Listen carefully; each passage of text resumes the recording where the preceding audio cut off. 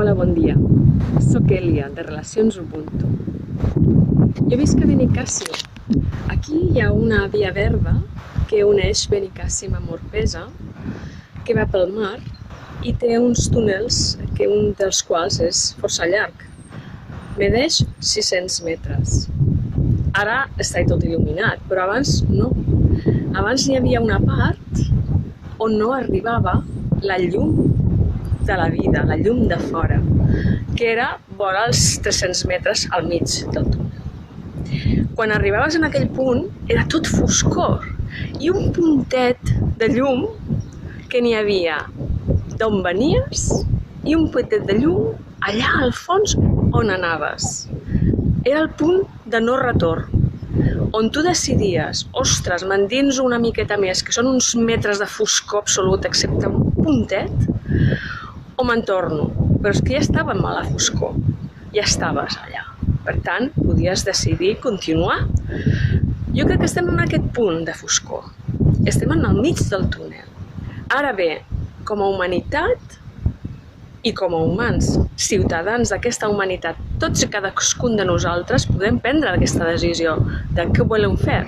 Podem tirar enrere a on volíem o volem continuar i construir un nou món allà en aquell puntet de llum.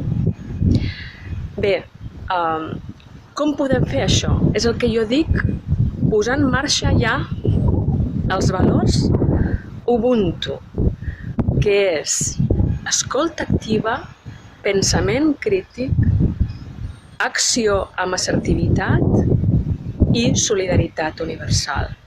En el nostre microcercle i projectant cap al fora, cap enfora, projectant el nostre entorn immediat i més enllà, tots junts. Jo estic sola aquí, confinada a Benicàssim, i he pensat, bé, puc decidir si continuo cap endavant en aquest punt de no retorn on estem o penso, bé, ja m'encendran la llum i tiraré cap enrere. Doncs no, jo vull continuar. Per això he posat en marxa aquest projecte, que és com una plaça de la consciència, que es diu Relacions Ubuntu.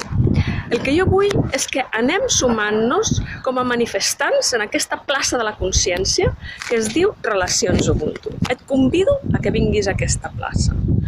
I així, cada vegada serem més conscients de que sí, estem tots junts en la mateixa plaça de la consciència, on les relacions Ubuntu seran les que ens portaran a una nova llum que està allà, sí, i que aquesta llum la construirem entre nosaltres.